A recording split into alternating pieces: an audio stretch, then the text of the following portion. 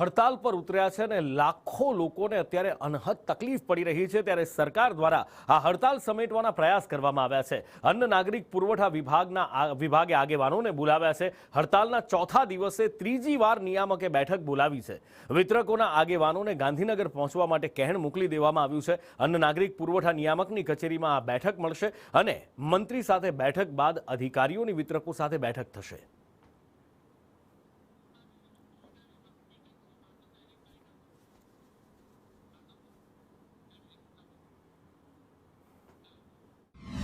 એસોસિએશનની ઘણી બધી માંગણીઓ પ્રત્યે વિભાગ એકદમ સકારાત્મક છે। 11 બાબતે સૂચનાઓ પણ પ્રસિદ્ધ કરી છે।